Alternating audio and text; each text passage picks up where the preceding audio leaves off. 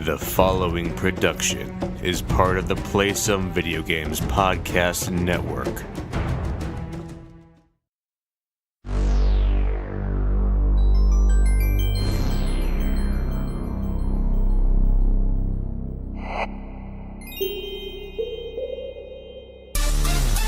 I say it's time we focused on what really matters.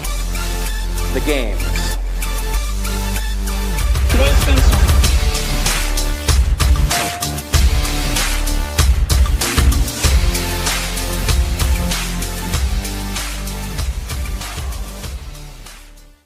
Greetings, Droggers.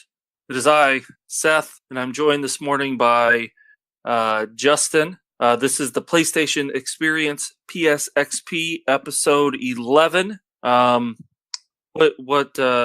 what did you think about Greetings, Droggers? Do you think that? I did not understand that reference. Unfortunately. Sad. That's sad. So just a kind of big whiff over the top of my head.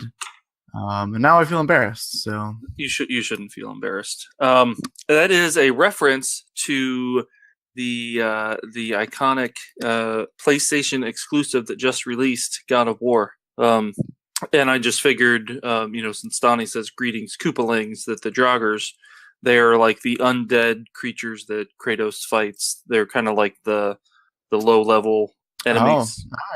Oh, all right. They are. I forget what the definition of a Drogger is, but it's essentially, I think, a zombie. An undead being. Yes. Sort. Right. They're also prevalent in Skyrim, Droggers. Yes, you're right. Okay, now I'm catching it. I can perfectly picture it. So anyway, so I was going. I figured Droggers, they might be comparable to Koopalings. I actually don't know what I think I know what a Koopaling is. I think it's the poop emoji. Yes, you're correct. Okay. Oh, nailed that one. No, they're just Bowser's minions in general. Larry, Morton, Wendy, Iggy, Roy, Lemmy, and Ludwig. What are the little brown poop emoji guys? I couldn't tell you. Okay. Well, who cares? This is a get that Nintendo crap out of here. What'd you say? I said, get that Nintendo crap out of here. Yeah. So anyway, greetings, Droggers, the undead, which we sometimes feel like here at about 6 a.m. Anyway, we've got kind of a pretty packed show. We are going to talk about the 4 games that define us, jumping on that Twitter meme, hashtag 4 games that define me, I believe. We're going to talk about that. We've got some Destiny 2 news and a whole lot of video game release dates that have been announced. But before we get into that, Justin, over the last week or so, what have you been playing? Oh, Seth, I'm one of those. I like to play all of the new games. Everyone can't stop talking about God of War, and I'm just sitting in my house playing Ni no Kuni 2. I mean, Ni no Kuni 2 is still, it's only a month old. Well, I feel left out. Everyone is playing God of War. It seems like everyone in our Discord chat, everyone I see on Twitter, can't stop raving about it. Mm-hmm. And I'm just adventuring through with my mouse key or cat king Evan, and that's it. So I feel left out. You know how you could remedy that feeling of being left out? Go pick up God of War and start playing it? Yeah. Well, I actually am going to be picking it up tonight. Right. But I'm still going to be playing Ni no Kuni 2. I'm still playing it. Cool. I played it last night for quite a while. I still like it. Very fetch questy right now, but I still like it. So I need to I kind of put it down. Maybe I don't even know if I've actually played it in the last week. I feel like I maybe did. Oh no, I did on Saturday. But I'm to the point now where I'm trying to get other kingdoms to be friends with me. And I'm really just going over to the second kingdom. I've got my ship and I'm ready to set sail, and then I haven't set sail yet. I need to jump back into it. I've really talk about fetch questy, and and that's what I kind of feel like I'm doing right now is you go to one part on the map, talk to a guy, and say, "Oh, I need a hammer," and then the hammer of pounding is on at a different part of the map. So I warp over there. I go find the hammer of pounding. Then I warp back and give it to that guy. And then there's another guy who needs a nail, and then so you go find the nail, and that's just it's really bad in that first town. I've noticed some of the items that these people want too are a little insane, like three pieces of green thread. I haven't gotten that yet. Yeah, and because I did get the green thread. I think you're a little bit farther than I am, but I've been trying to do all of the side quests or trying to get all of the people in that town. Okay, but you don't need all of them to continue. No, I think I'm ready to continue, but I'm going through and getting all just basically getting a laundry list for all these people or a grocery list for all these people. Have you done? I forget what it's called, but have you found the thing where it's like you go through the warp door and then it's kind of like a randomized dungeon run where it's like different levels? No, I have that quest, but I saw that it said it was level 60, so I thought I couldn't even attempt it. Well, maybe you came across a different one. Yeah. Because the first one I came across, it was in this cave, and then there was this door thing there, and then this lady gave me a key to go through the door. Yeah. And I went through the door, and I did that one. That actually, combat-wise, might be my favorite part of the game so far. Okay. And you were able to complete that? Oh, yeah. Yep. I was able to complete that one. I forget exactly where that was, but... we probably got the same quest, but I wonder if... Because there's I think there's 12 different of those gates throughout the world. 9 of them. I wonder if the later gates are more high leveled, and that's why the whole quest is marked for 60. That could be. Because she gave me the key, and I looked at the quest, and I was like, "Oh, level 60. I'm not even gonna try it," and I left. So, which is kind of a weird thing to do, but I was like, I don't want to. I'm not gonna mess around with it. But maybe I should have just gone through and done that section. So I really liked it as far as. It was something that was challenging. I also like the fights with the enemies with the purple aura. Have you fought any of those yet? Yep. I did find one of those. Yep, and he demolished me. But I found a few, and I've avoided them so far. But I'm definitely gonna go back in and start. Yeah, because I know you get some pretty good rewards for getting those guys. So there's Ni no also Kuni 2 is still fun. Is what we're saying. Yeah. So I really need to jump back into it. I got just a little bit ready to do something else. I have been playing Monster Energy Supercross. I've made it through kind of the career mode. You do you go on the 250 bikes, and you can do the East courses, which are I forget where they are: Tampa, Detroit, Indiana. And then you can do a career mode with the West courses, and then you do the 450 mode, which is all of the courses, all of the tracks. And so I'm on the 450 mode. I've beaten the first 2. It's a lot of fun, and it looks really good. If anybody is a motocross, supercross, dirt bike racing fan, they probably are already playing this. But I'm really not a supercross, motocross fan, but I'm having a lot of fun, and it's worlds better than MX versus ATV. Also, the other game that I was playing just before we started this, and this is sort of a kind of a news item for the week, Detroit Become Human has gone gold, and they just released a demo of it on the PS4. I forget, Justin, is Detroit at all on your radar? I don't think that it was. Not really. Yeah, I think. And because I know you're interested in it, it's definitely I'm gonna wait and see what you think of the whole game. Yeah. I didn't play. Let's see. I played Heavy Rain. Okay. I enjoyed it for the most part. But it took me a while to get through it. I had to kind of keep putting it down and going back to it. I don't. Yeah. So, but what do you think so far? So, Detroit is definitely. I mean, it's the same. The demo. It is a playthrough of that. I think the first E3 trailer for Detroit, where you were the android Connor, and another android has kidnapped this girl, and he's hanging out on the roof of the apartment building and is threatening to shoot her or threatening to jump. And you're working through the apartment and finding clues, and then you're trying to save the girl. So that whole section, I mean, it depends how much you search around. You could go straight for the guy, and it probably is 5 minutes. But if you search around and find some clues, it might take up to 15 minutes. I'm not sure. I actually have a stream of it on the Play Some Video Games YouTube channel, where I went through one sequence and then I rewound and went through the latter half of the sequence again and did a different ending just to kind of see what that was. I really, really liked it. Even though, I've obviously seen that section before. It was very tense.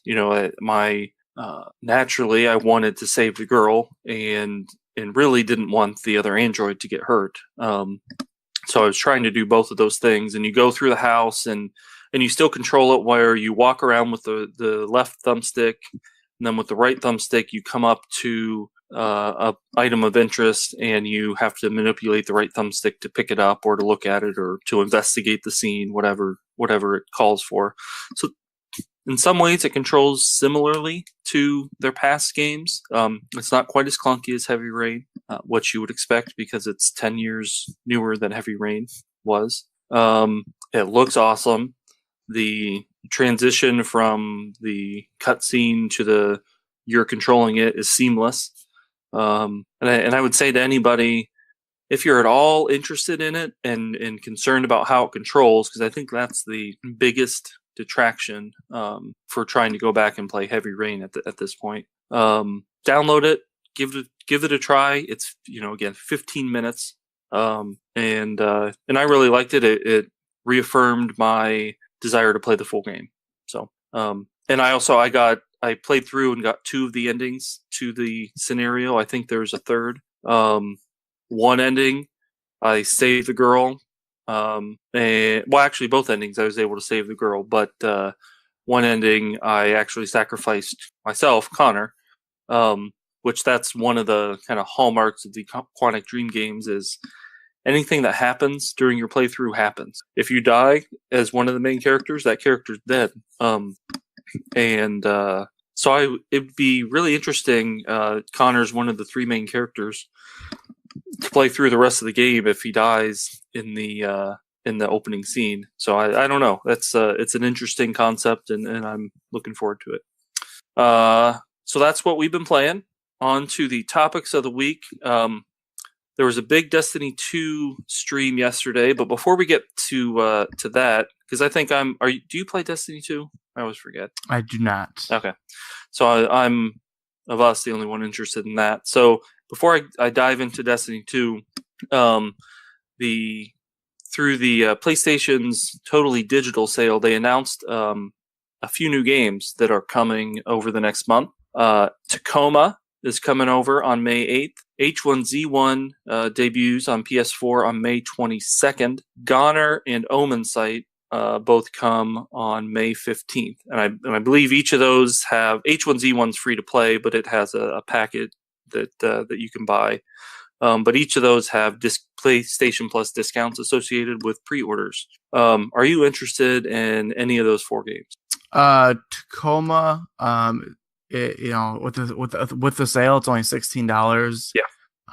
And Gone Home was one of the first story narrative games that was impactful. So I'll probably try to jump into that just to see what it is. I know it's completely different as far as setting and everything, but and then I mean H1Z1's free, so yeah, I'll probably try to give it. It's kind of interesting actually because now PlayStation has 2 free battle royale games with Fortnite and H1Z1 now coming out, which is huge. I mean, so I'm definitely gonna just give it a shot. I've played Fortnite, kind of liked it. I'm not obsessed with it like the rest of the world or Drake or any of these other people, but I'll definitely give it a shot.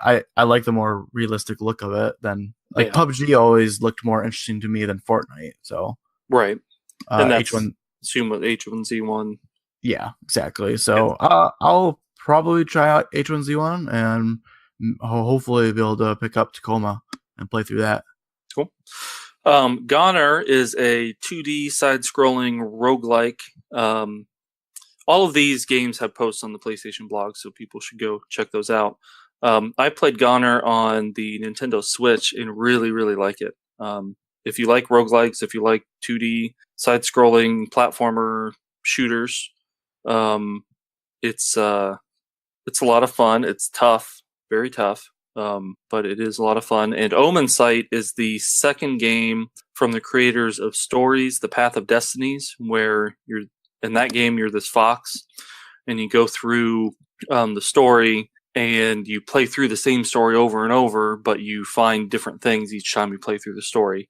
And I think Omen Sight is kind of similar, where you're playing through a 24-hour time period and trying to solve a murder, and you keep on playing through the same time period and unlocking different information. So, sounds interesting. Let's see. Tacoma. I'm excited to play Tacoma. I'm not sure that I'm excited to spend $16 on a 2 or 3 hour game. But I like the setting, and I always like that style of game. So I will definitely play it at some point.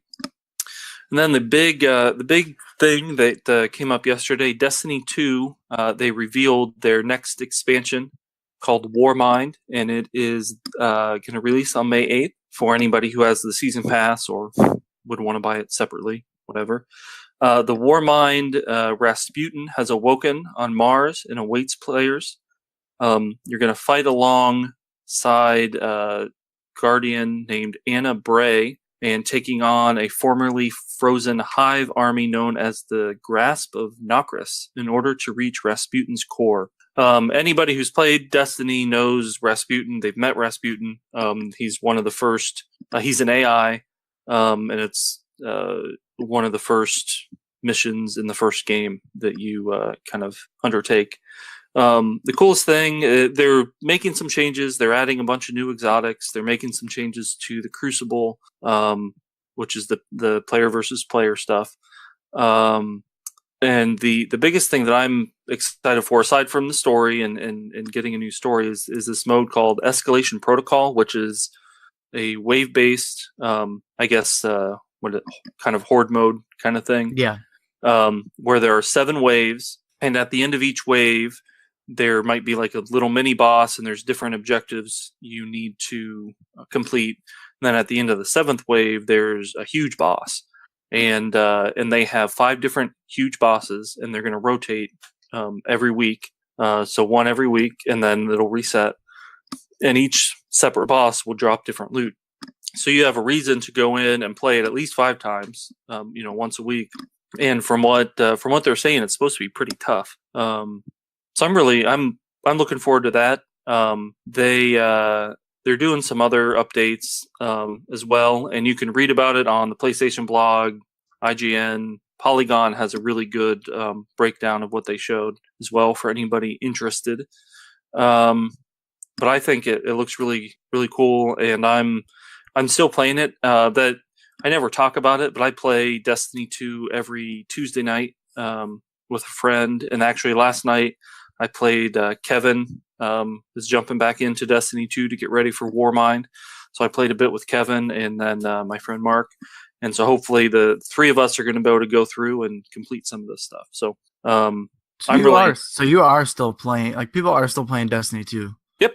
Because I feel like it definitely doesn't have like the same, I don't know, it definitely doesn't have the same media attention that Destiny 1 did. It seemed like Destiny 2 just kind of hit, people played it and then stopped, but you're still playing it, and sounds like this is definitely bringing people back into it. Oh yeah, I think it'll definitely bring people back in. Now, I think where you don't hear as much about it is in the end game. People who go and they've done the raid and the raid lair and just kind of all the end game stuff. The reward structure didn't reward them the way the first game did, where they really didn't have all that special stuff. In the first game, if you beat some of the different raids, you got a special gun that by having that gun, people knew that you beat a certain part of the game. Yeah, exactly. Yep. And I think with Warmind and then moving forward, they're going to start putting some of that kind of stuff back into it. Which it seems crazy if you have the first game and people are happy with the reward structure and everything, why you would strip all of that out. But, I'm not a video game designer or marketer of video games or whatever. But so people, I think, are not excited about the current reward loop, and they're hoping that the changes coming will improve that. Also, I mean, the way that I play it, I play it once a week on Tuesday nights for an hour to an hour and a half with a friend or two. And that's really, it's as much, it's just like my Tuesday night video game night. It's, no different than having a bowling league or whatever. Yeah. And so that's, in Destiny 2 just happens to be the game that we play. So I've never even done a raid or the raid layer just because I don't have 6 hours to spend at one time on a game typically, let alone finding 5 other people to spend 6 hours with on a game at the same time.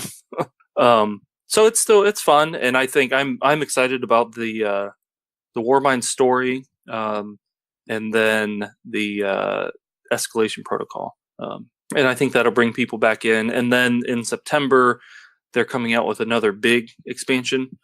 Like with Destiny 1, they had the base game, and then they had a couple of expansions, and nobody liked those first couple expansions because they didn't add enough. And then at the beginning of year 2, they launched the Taken King, which changed a lot about the game, and that really got people back into the game and got people excited. So it seems to be a similar trajectory here. Speaking of first-person shooters and possible battle royale modes, Call of Duty, and this is, I think, last week or the week before, and we just hadn't talked about it. The big rumor is that there's no single-player campaign in the Black Ops 4 that's going to release this fall, and they could be working on a battle royale mode. As the resident Call of Duty player on PSXP, what do you think about this? Are you still in on Call of Duty? Yeah, I don't know. It sucks. I really do think it dampers my hype for this game. For any Call of Duty game going forward, I guess. I imagine. I don't know. We'll see how it goes this year with them not having a single player. But I definitely play Call of Duty for the multiplayer. Even I don't know. I feel like I'm starting to lose some of my group as far as guys that play multiplayer. But I still jump in once every couple of weeks and just do a couple matches. Even with World War II, I still do that now. But the first thing I do is play through the single player. That is where I place a lot of value in the game, I think. And without that, like, I don't know how I feel about paying $60 for a multiplayer only game. Yeah. And it's not like not multiplayer only. Like, I mean, it's not. Yeah, it's only gonna be like multiplayer. Like, there's no. I don't know if there's gonna be co-op or something like that. That's the rumor. Still right. And they'll still have the zombies mode. Yeah, which I don't enjoy. So okay. Yeah, the rumor is that there's no single player playthrough, but that I think they have a reveal event on May 17th. Yeah. So that as far as any of these rumors or whatever, who knows? We could come to May 17th and there could be the normal single player stuff, or it might be a co-op campaign mode or whatever. Yeah, because I think the confirmed, like what reporters actually confirmed is that it's not a traditional mode. Mm-hmm. So I wonder, maybe it's a maybe it's a co-op thing. Maybe maybe you need to match make to at least have one other player playing the story with you. Who knows? But I don't know. I get it. I'm sure someone at Activision was like looking at the numbers and realized how much money they spend on a 8-hour campaign at the most. Right. When they have players who spend hundreds of hours playing multiplayer, they probably they did the math and said, well, let's cut it, And I'm an odd one out, I think, for a lot of people where I don't play zombies. I know I'm not the only one for sure. I think there's a good portion of people that don't play zombies at all, but there's also probably a good portion of people who only play zombies. So yeah, I always thought that they should have split at least one of, they have 3 modes now. In the last 3 years they've had 3 pretty padded out modes: zombies, multiplayer, and single player. I always thought they should have maybe separated out at least one of those modes. Probably zombies. I think they should have made zombies its own thing. Do they have a separate zombies? No, not yet. Which seems kind of crazy that they wouldn't have made Call of Duty zombies. Yeah. Like that seems kind of like an easy win. Maybe only make it $30 or $40 and just have that mode and release a new one every year. People, I think a lot of people would play it. I thought they had something like that, but maybe Zombies Chronicles, Call of Duty Black Ops 3 Zombies Chronicles. Oh, it's a content expansion. Okay. So I know that they have I think an iOS and Android. Yeah. I think you can just pay. I think you can just buy Call of Duty Zombies, and it's basically, I think it's just the mode from the very first zombies mode they ever made. But yeah, I don't know. Definitely stinks. I'm not gonna pre-order this year. Definitely gonna wait and see what exactly is going on with the single player, and if it's completely gone or not. Who knows if I'll actually pick the game up. Yeah. It's also the kind of thing, it releases in October. By the end of the year, you'll probably have a chance to get it for $30. Yeah. I certainly have enough other games this fall to keep me busy. Yeah. So all right. And with all of that, now we're gonna hop on to a trend bandwagon that's sweeping Twitter. One of those hashtag trends. Hashtag 4 games that define me. I think we'll just kind of go back and forth. First, kind of, I'll go with how I kind of approached it. 'Cause I'm not exactly sure what it means, definitively here. But games that define me, I picked 4 games that really kind of I think shape how I play games today, and what kind of games that I enjoy, and also kind of bleed over a little bit into relationships and real life stuff.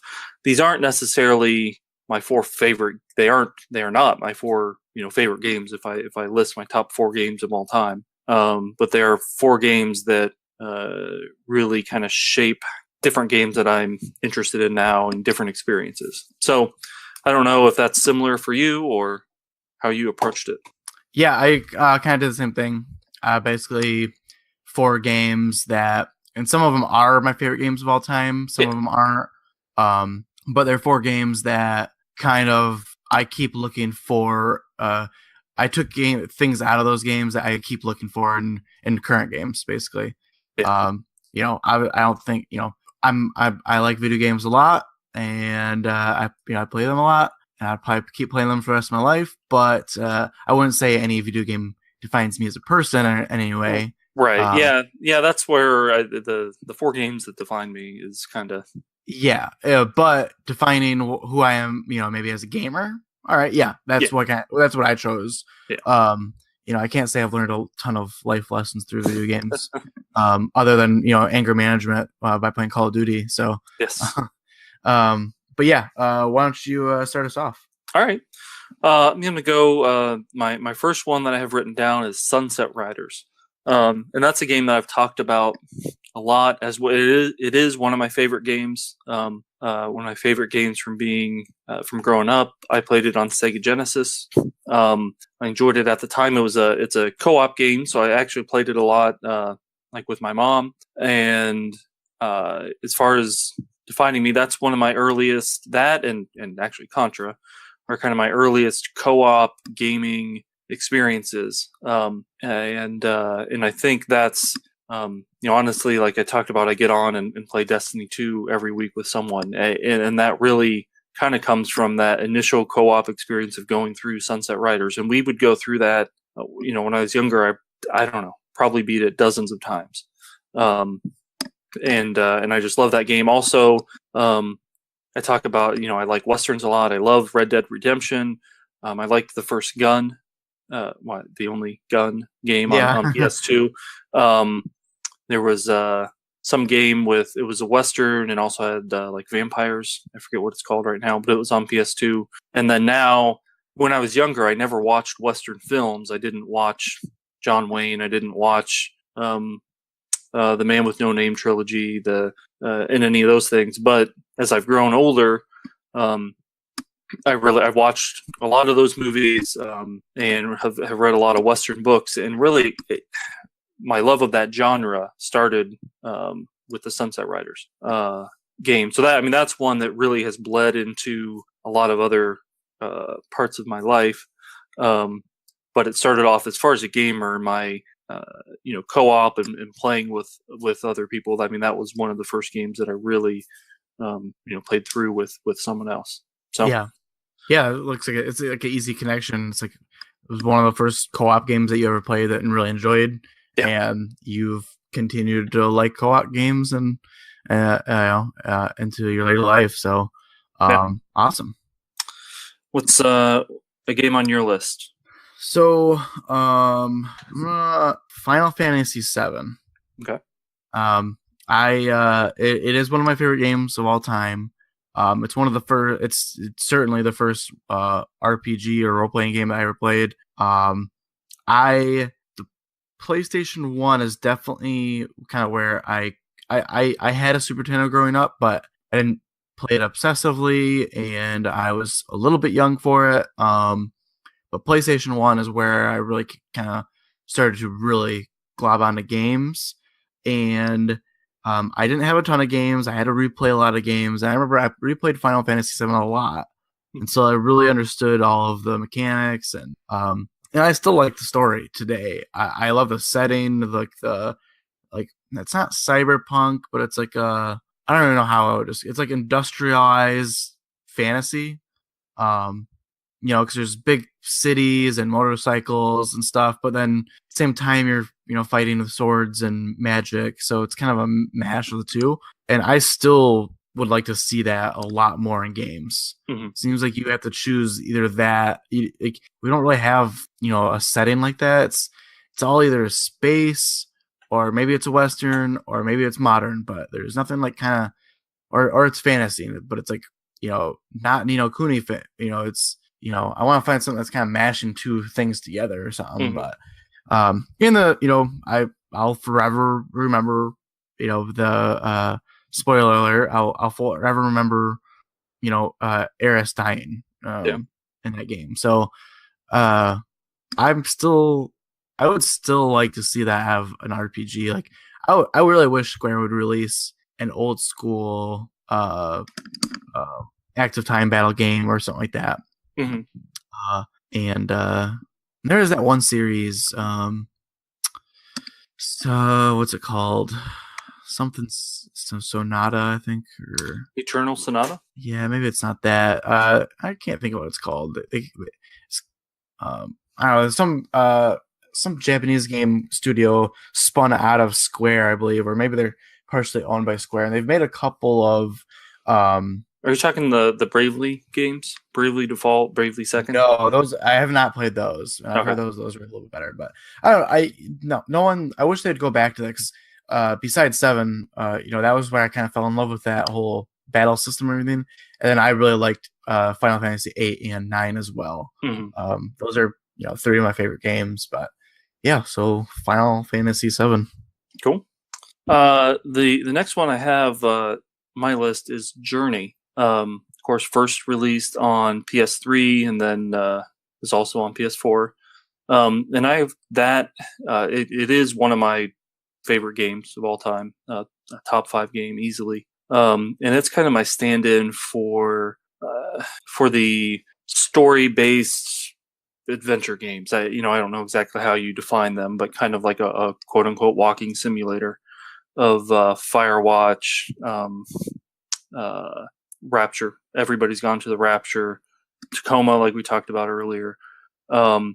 Journey, even though it's different from those games. The story is not as explicit, but it is probably one of the first games kind of like that, where it's this experience, and it's not. I mean, there is some peril. There are some antagonists in Journey, but it's not really about fighting things or puzzle solving as much. There's a little bit of that in there. Everything's up to interpretation. The music is beautiful, and it opened my perspectives up to a different kind of game. And because that's the first game of that type that I really played, where it is just about experiencing the story and not so dependent on experience the story. Plus, you have to shoot 100 people. Yeah, and also it's a game that I played through with my wife. She played a little bit of it, but for the most part, I controlled it. But we experienced it together. I've played through it with my kids. It is one of my favorite games, and in the game that I really think, we talk about video games as art. I think that if you were at an art gallery and put Journey on a TV and just put a controller there, like that would be a perfect video game art installation. Because anybody can pick it up and wander around and figure some stuff out. And I listened to the soundtrack, and like I said, it opened my perspective to other kinds of games. Yeah. That's I feel like I missed out on Journey. I played it when I came out on PS4. I did, people told me, try to play it in one sitting. And I did give myself enough time to do that, but I was playing by myself, which meant that I was pulling in players, it pulls in players from just like some sort of online matchmaking, but it does that like automatically in the background. Yep.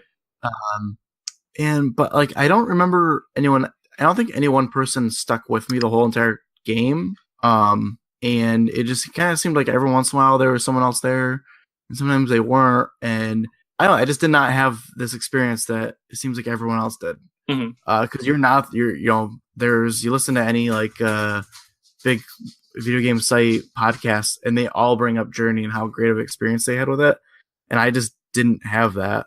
Yeah. You're right. It looked beautiful. I would certainly consider it art. But I just didn't have that experience, which I don't know. I always feel like that sucks. I feel like I really missed out on that one.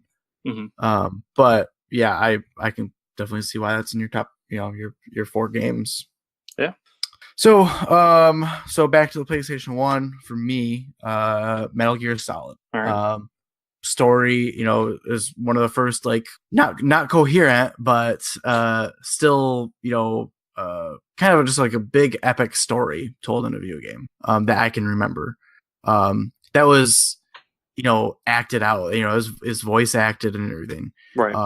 I had been playing Final Fantasy games where, there's some big story, but you're reading it out. It's almost like a book.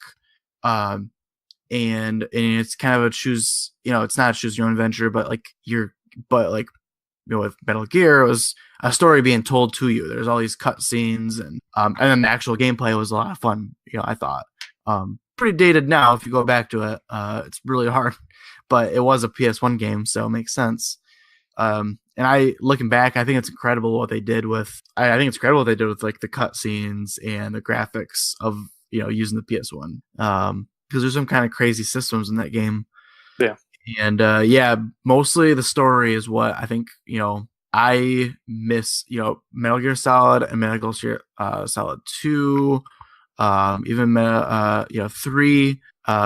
Those 3 games I really enjoyed the story of all of those. Didn't always quite make sense, and there's some weird wacky stuff, which is fun. But I liked it. I like that weird, it's like government conspiracies and just kind of, I don't know, all kinds of crazy stuff. And a little bit of supernatural stuff thrown in there, which I always really liked. I would like to see that more. I was a little bit upset with MGS5, in the story there, because I liked the story a little bit more than the actual gameplay. I'd like to see more of that, and it kind of seems like what maybe Kojima's going back to with Death Stranding, since he's obviously telling a very insane story. Yeah, I played the first Metal Gear Solid, but I definitely never beat it. And then other than that, I've played Metal Gear Solid 4, and that was really when I switched from 360 to PlayStation 3. That was, I think, the first game I played, and I really enjoyed it. So, in even not having all of the story background leading up to it, the one thing that I wish that they'd had kind of the guts to do was the ending to Metal Gear Solid 4, when, of course, they had like 50 different endings that each took forever. But there was at one point where you're Snake and I forget exactly what you're doing, but you're crawling through this air duct and you have to hit a button or something. And it basically plays it off like Snake dies.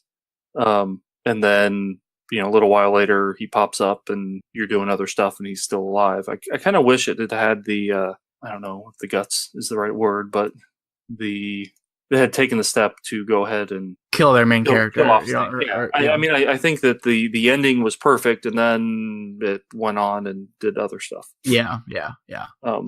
And then they still, I mean, Metal Gear Solid 5 is a game that takes place in the past, so it's not like they exactly they were still able to go back, so they could have given him an ending with a death. So, all right. The next game I have Mass Effect down. I consider Mass Effect 2 as my favorite game of all time, or one of them. But the original Mass Effect, it was the game that got me into the HD gaming generation. I had bought a Wii at that that generation, and then Mass Effect came out, and I had to get a 360 because that's where it was at the time. So it moved me forward. And then also, I've played role-playing games before then. Wild Arms was one of my favorites, but I hadn't played that many, and Mass Effect was a different kind of role-playing game than I had played before. It was, obviously action, shooter, RPG, especially Mass Effect 2 and 3 are more on the shooter end. But it really opened me up to the space games that have continued with No Man's Sky and Destiny, and just kind of that, even though all of those games are different from each other, kind of before Mass Effect, I didn't really play games or consume any fiction that took place in space. It just wasn't anything that I was interested in. And then Mass Effect came along, and now that's probably half of the games I play have something to do with space. Of course, that might also be because that's half the games that are produced anymore. But yeah, it certainly kicked off that trend. That's I always liked the series. I didn't play. I didn't finish 2, and I didn't even play 3. Which it seems like that's kind of a shame, but and then I didn't play Andromeda because it didn't seem like it got a great reception. Yeah, but you don't need to play Andromeda. But if they ever release a remastered Mass Effect trilogy, I'll jump in on that. Yeah. No, it's a crazy space opera game basically. It is, and it's some of the storytelling is really cool. I remember playing the first one and really digging it. So cool, sweet. So Call of Duty Modern Warfare 2. Mm-hmm. That's the first Call of Duty game that I obsessively played multiplayer.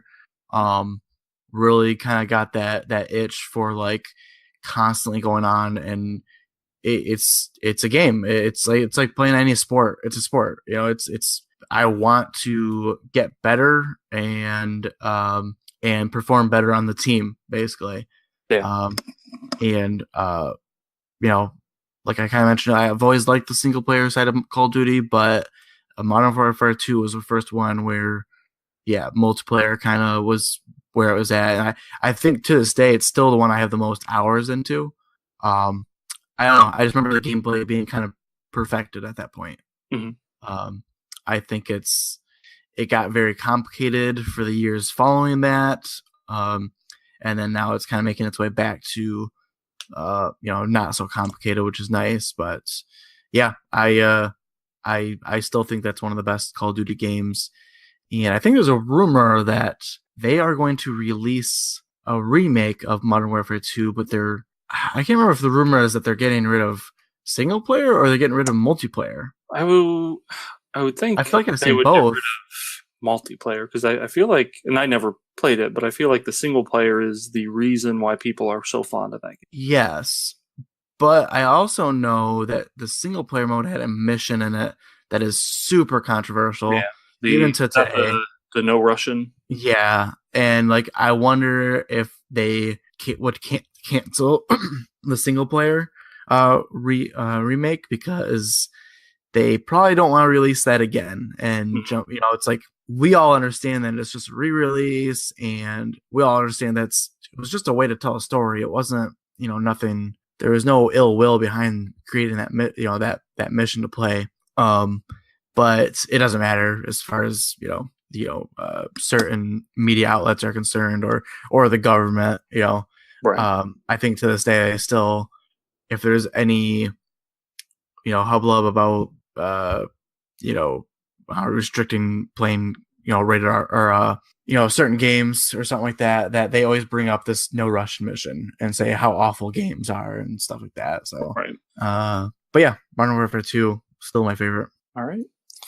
And then the last game I have, and then I have like 5 honorable mentions, but the last game I have is actually Destiny 2. And really, I could put the first or the second one on there, but sort of as the continuation of the co-op idea. Also, I've obviously played. I've been a gamer for 25 years or whatever. I've obviously played first-person shooters, but I don't really play that many. And the Destiny games are one of the ones that I have latched onto, and and again, the space setting and everything that goes along with that. So it's a lot of fun. And those are my 4 games. All right. Yeah, my final game is Super Mario World. I know it's kind of everyone's favorite game or whatever, but it really was one of the first game I was ever truly obsessed with. Finding all the secrets, playing the entire game, playing through it again, trying to, I still don't think I've beat through. I still don't think I've beat in all of the Star Worlds or made it through all that. Mm-hmm. Or not the Star Worlds, but there's there's another set of levels after the Star Worlds, I believe. Yeah, I think that's an easy one to, I know it's everyone's favorite game or, first favorite game, but it really was incredible. Yeah, that actually is one that I never had a Super Nintendo, so I never really have played it. I've played it, but I haven't really sat down and tried to beat it or anything. So it is not one of my favorites. Yeah. So other than that, those are our 4 games each. There, I almost figured we might have some of the same ones, but we did not. No, yeah, that was nice. And with that, we're done. Yeah, that's it. If any listeners want to share their 4 games with us, find us on Twitter at PSXP Podcast, and share them there. Other than that, anything else on your mind? No, hopefully I will actually pick up God of War tonight, and maybe we will. I'll be able to talk about it a little bit next week. Yeah. And I think people in the PSVG crew are also working on maybe doing a spoiler cast of sorts. I know Donnie really wants to do one, and a lot of other people. Everyone's playing God of War, so that will. I don't know if that will be through us or just through the main channel. But there will definitely be some God of War talk. If you are subscribed to the PSVG podcast network, at some point a God of War spoiler cast will populate your feed, I am sure. Yes. And by all accounts, if you are at all interested in that game, you should absolutely play it. From everything that I've heard between reviews and the people on the crew who are playing it, it is absolutely potentially the game of the year already, potentially the best game on PlayStation 4, and by all accounts is a must-play game. And with that, we are going to ride off into the sunset. Thank you for listening. Never stop gaming.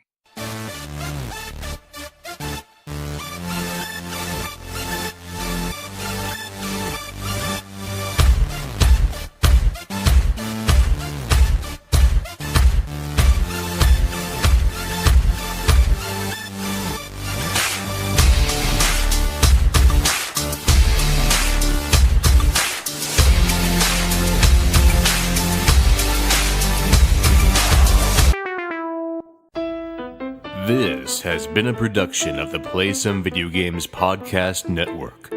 Find more great content at playsomevideogames.com.